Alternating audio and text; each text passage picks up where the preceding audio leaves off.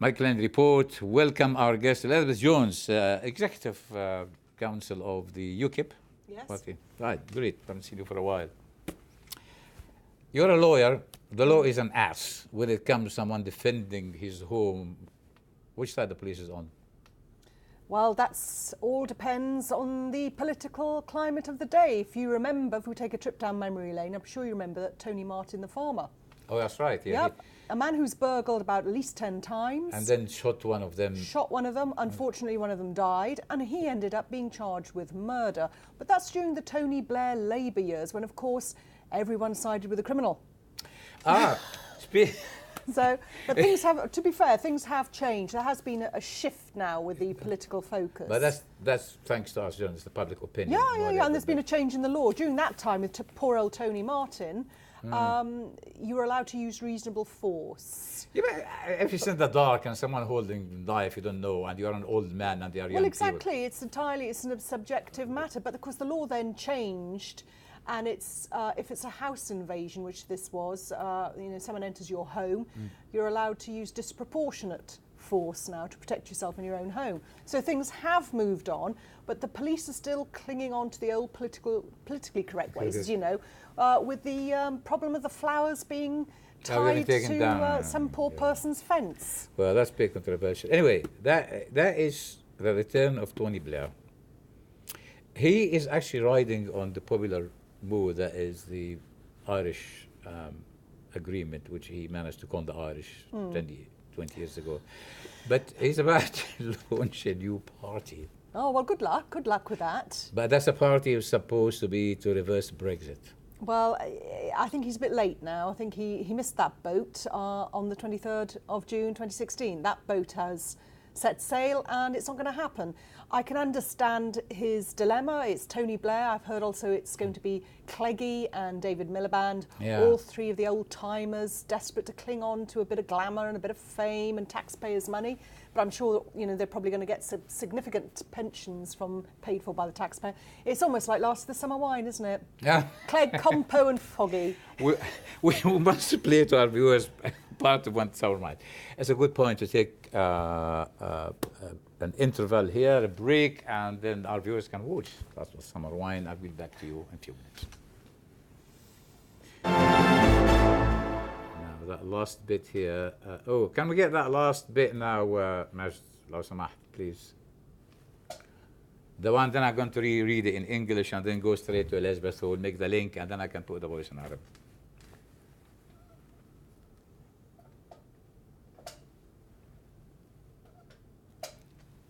Part two.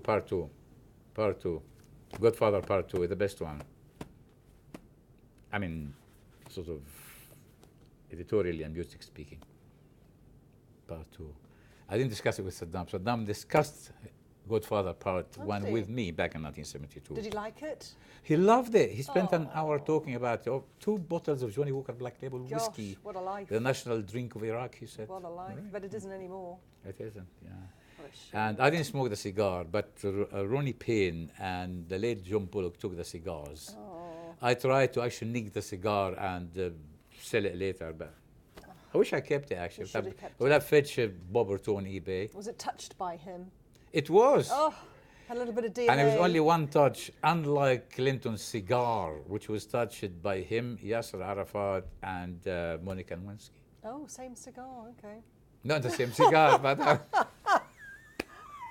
I hope you're not recording that, for God's sake.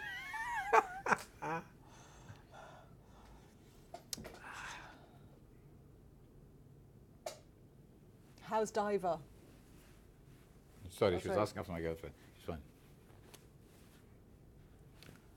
That is very good news that her husband, Philip May, doesn't have to buy a new dress for the wedding. Back to our guest, Elizabeth Jones, for staying with us. Harry and Meghan have actually decided not to invite any politicians, so the old girl is not actually going to buy a new dress. But whom are they trying to avoid inviting? Well, I'm sure they're trying to avoid a lot of conflict. They want it to be a very, very happy, harmonious occasion. And I know it sounds brutal, but it doesn't really matter who they invite. because Harry's never going to be the King of England. I know, well, not in our lifetime. Well, no, you know, But look how many children Kate has given he's birth preparing to have. So he's going to be at the back of the queue, so they can invite who they want. They can Back invite of the anyone they queue. want. Maybe they wanted to avoid actually seeing people like Hillary Clinton and Tony Blair and all this lot. Well, I should imagine so. You wouldn't want to be presented with that pair in broad daylight. And you're not going to be invited, you're not a politician, and you're a lawyer. I'm not going to be invited. I'm not going to be invited. No. I'm not. But what I think, though, bearing in mind we, the taxpayer, are paying for it, it's about £32 million. It should be a lottery. You should all put your names in a hat, and if it comes out, then you go to the wedding. To be fair, he's really inviting a lot of charities. Oh, no, we should do. He's a of good course. boy, although I'm not quite sure about Her Majesty's feel about him being an American. Never mind. Oh, I'm sure they've gone through worse. I'm not going to be sent to the tower for this. I might get a smart missile launched at me for saying that. Oh, Yeah. I don't think you will. You haven't been gassing anyone, have you? No, I haven't. Oh, No, well, no, you'll that's get away right. with it. Anyway, speaking of law and order and attack, and what do you think of Amber Rudd, this latest thing, and the Mayor of London? The crime has been rising. Why now? Is it because the election is coming? Obviously, it's because the election's coming. That's why Sadiq Khan suddenly geared up, isn't it? Because he's got the May elections. Of course, he's hoping to do very well in the May local elections. I'm not voting for him. Well, I won't be voting for him either. Because actually, it's a crime rising in my area. Anyway, why isn't UKIP filing many candidates as you did 4 years ago? Well, 4 years ago, it was before the referendum. Right. There was still that push and the momentum to push to get the referendum. Of course, Brexit was won. We've had to reconfigure and reconsider our policy base for the future. And also, UKIP's been through quite a few trials and tribulations. I'm sure you're aware we've had a number of changes of leadership. But we're getting back on track. And I have to say I was very pleased. I'm fielding 12 candidates. Are you standing here anyway? I'm standing in Lambeth and Fulham. So I'm very pleased with Lambeth. And I think that we will definitely bounce back. Are you allowed to stand in two... With council, yes. With council, yes. you're allowed to stand in two councils. Well, because you can live in one area, work in another, and own property in another. You're not going to expose a property you own somewhere, as they did with the UKIP leader when he stood up in North London. No, well, wouldn't matter really, because I cover the other areas. I work in Fulham, live in Clapham. So you can present that. Yes. Well, let's tell viewers more about actually local election, because you as a resident, yes, you speak to people there, local businesses and so on. Yes, local charities, local What hospitals. are the main concerns of the local voter?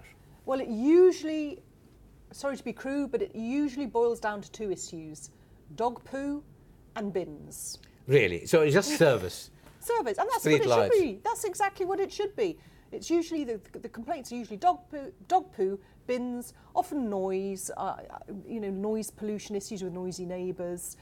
And of course, the big one now, which has been all over the press, as you know, is the crime. No. It's local council staff's pay. Now that's been hugely controversial. Because just explain to the viewers, we have something called council tax, which is the local authority take on our property, not on how much we earn. Exactly, or very not unfair. how much money we have, but how much the property worth. But and then they do the cuts. They don't collect the rubbish and so on. So sorry, go ahead. So what happens is that they gather up all our council tax, which is a very unfair tax. You and I have to pay it. Plenty of people don't pay it. I'm a pensioner. Well, yeah, but you have to pay it in full. There's no rebate for you.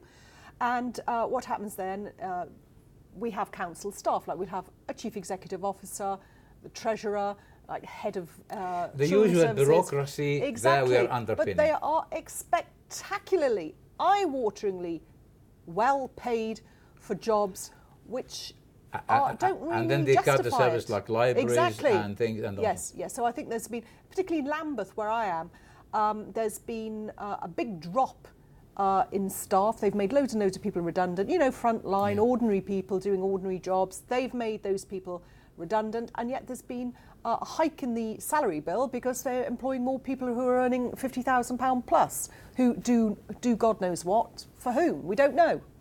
Waste of money. Thank you very much for explaining this to our viewers, because we'll have them there focusing on bigger issues like foreign policy. Anyway, Elizabeth John, thank you very, very much.